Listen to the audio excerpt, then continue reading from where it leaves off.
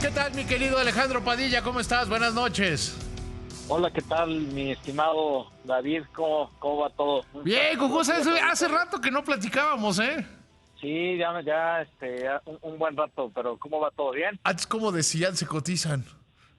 No, hombre, para nada. Yo siempre feliz de estar en tu programa. Oye, querido Alejandro, a ver, ¿cómo se ve la baja de la calificación de la deuda de los Estados Unidos? ¿Cómo la ves desde tu punto de vista? Yo creo que es un tema que ya era inevitable. De hecho, ya desde hace algunos meses Fitch tenía en perspectiva negativa la calificación de Estados Unidos. Y no es la primera vez que le sucede. Si tú recuerdas, en el 2011 S&P fue el primero en quitarle este grado de AAA y bajarlo a AA más. Fitch se vuelve la segunda calificadora que lo hace poco más de 10 años después, y lo hace en un contexto en el cual pues advierten de que hay un deterioro fiscal importante en Estados Unidos y que probablemente en los próximos 3 años todavía verá una situación bastante comprometedora. Hay que recordar que Estados Unidos llevó a cabo un fuerte estímulo fiscal durante la pandemia.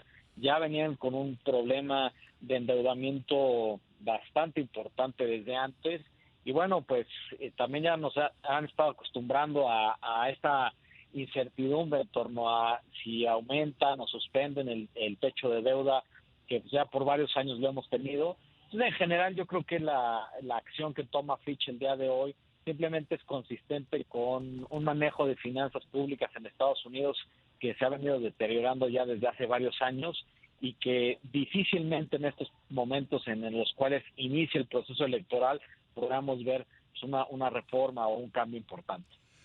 Oye, a ver, lo pongo sobre la mesa para que lo debatamos. Si consideramos que Fitch y algunas otras calificadoras mantienen como estable la calificación de la deuda de México y la ponen en perspectiva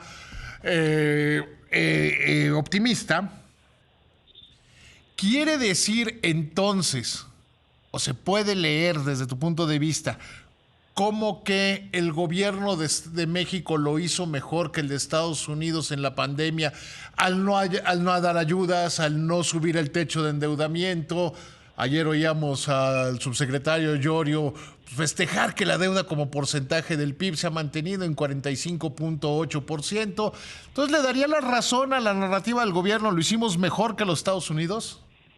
Pues al menos, digo, también tomando en cuenta que estamos en distintas escalas de riesgo crediticio, el ver una estabilidad en la calificación crediticia en México en el último par de años posteriores a la pandemia, pues sugiere que el no haberse endeudado ha sido una situación positiva. En su momento también tuvo un efecto sobre el crecimiento porque la recuperación fue más lenta. Si tú recuerdas, si tú lo has analizado muchas veces en tu programa, Estados Unidos regresó a los niveles prepandemia en términos de actividad económica ese mismo 2020, y nosotros nos tardamos un poco más.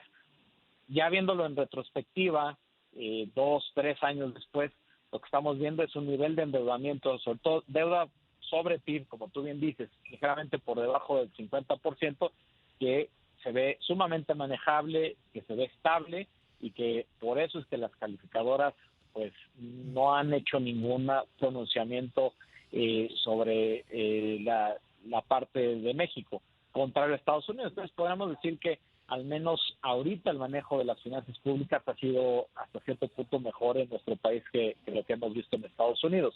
También hay que recordar que en A ver, Estados si Unidos, tomáramos el corte de hoy, claro, la Secretaría de Hacienda de México lo hizo mejor que el Tesoro de los Estados Unidos.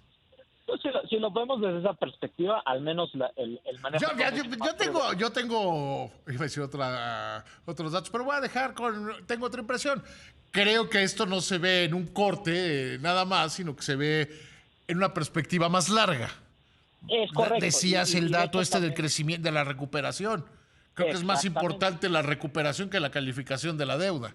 No, y la otra es que también tenemos que poner en la justa dimensión que nosotros somos un país triple B, Estados Unidos es un doble A. O sea, aún con la disminución en la calificación crediticia del día de hoy, Estados Unidos está en un estatus mucho más Sí, alto. pasaron de 10 a 9.5. Y Exactamente. nosotros Entonces, andamos por ahí de 7. pues digamos que somos grado de inversión, lo cual Por en eso estos 6 momentos es bien 6 importante. pierdes el grado de inversión, digamos, ¿no? Sí, sí, entonces podemos decir que estamos en una situación que dentro de economías emergentes con características similares a la mexicana, creo que estamos bien.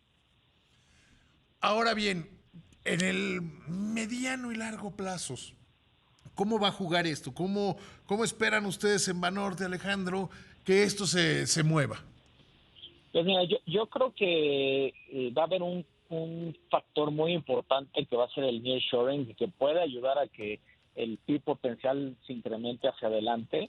Yo creo que es una oportunidad de oro que tiene México. Claramente hay retos importantes, hay desafíos que tenemos que atender para realmente capitalizar las ganancias del nearshoring, pero si lo pensamos en términos de la actividad exportadora, todo lo que implica también en términos de inversión, la generación de empleo y toda la derrama económica que se da con un cambio estructural como es el tema del nearshoring, puede ayudar a que México alcance niveles de PIB potencial más altos de los que tenemos actualmente.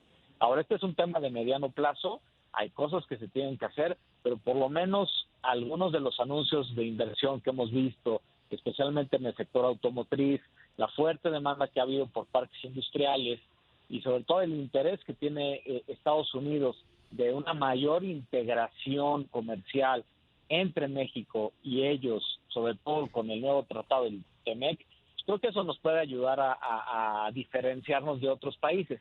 Y yo creo que eso es lo que han estado viendo los inversionistas, que al menos esa historia de relocalización de las cadenas de suministro y de toda la producción, pues va a ser pues positivo para México, lo cual son historias que no vemos en otros países, ¿no? Aquí que nos ayuda claramente la ubicación geográfica, lo que se ha venido haciendo en México desde hace muchos años. Entonces yo creo que ese es un factor importante.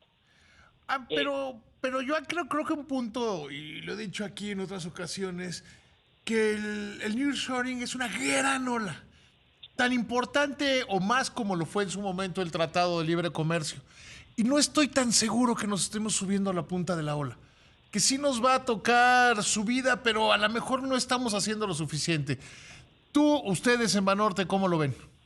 Fíjate que nosotros hicimos, bueno, ya llevamos un par de estudios muy interesantes que hemos publicado este año. En uno de ellos determinamos que las exportaciones no petroleras mexicanas, independientemente del nearshoring, deberían de estar creciendo cerca del 6% cada año. Pero si le agregamos el factor del nearshoring, estamos hablando de que de aquí a 5 años las exportaciones podrán incrementarse en 168 mil millones de dólares, que es aproximadamente un 30% más de lo que exportamos hoy en día. Entonces yo creo que sí hay un factor importante a considerar. El otro es que también vamos a ver que México va a seguir ganando participación de mercado en muchos sectores. Lo vemos, por ejemplo, en el sector automotriz, que consistentemente año con año le hemos ganado market share a Canadá, por ejemplo, y yo creo que con este tema de las tensiones entre Estados Unidos y China, ahí también podremos pues beneficiarnos de alguna manera. Entonces, la verdad es que estamos positivos, lo vemos como una historia de mediano plazo favorable. Claramente hay muchos temas que tenemos que atender, todavía falta mejorar la infraestructura en muchos frentes, por ejemplo, la electricidad, el tema de acceso al agua, temas de competitividad, de productividad. Claramente esos son desafíos que tenemos que atender todos nosotros como país para realmente poder resaltar el potencial del nearshoring, pero aún así yo creo que con lo que contamos actualmente nos va a permitir ese crecimiento que te estaba hablando de casi un 30% en las exportaciones no petroleras mexicanas de aquí a 5 años. O sea, ¿tú dirías que entonces el buen momento, el crecimiento de la economía, este PIB adelantado que ya vimos ayer del 3.6%, el comportamiento del tipo de cambio, están adelantando pues, un movimiento que se ve de como más largo plazo? Sí, yo creo que se explica en dos medidas. Una es parte de la recuperación post-COVID, ¿no? Que de hecho lo hemos visto especialmente en el consumo privado. Y el otro, creo que sí ya son indicios del nearshoring. Ahora, el nearshoring va a ser un tema de largo plazo y en eso coincido totalmente contigo.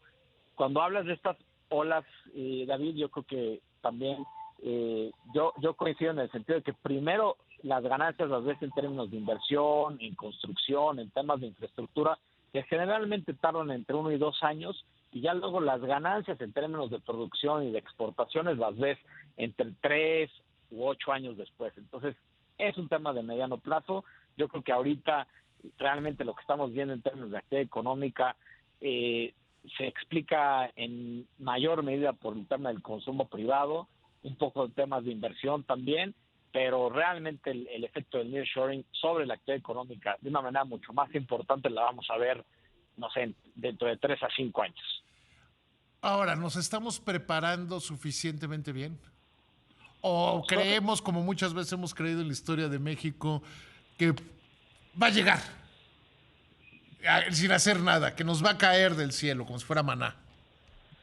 yo creo que justo ahí está el desafío que tenemos como país, el tratar de ver en dónde debemos de pues todavía sacar mayor provecho de todas las ventajas competitivas y comparativas que tenemos, porque finalmente este tema del nearshoring es un reflejo de inversionistas que quieren mitigar el riesgo de tener una proveeduría muy lejana y estar a expensas de lo que hagan las políticas públicas en China y en otros países que no son tan afines. Sí, Entonces, al estar pegado. es una carrera muy larga. Querido Alejandro, te agradezco muchísimo y como dirían algunos, no te pierdas. No, por supuesto, aquí estamos con todo gusto, mi estimado David. Te mando un fuerte abrazo a ti y a todo tu auditorio. Te mando un abrazo con cariño, que te vaya bien.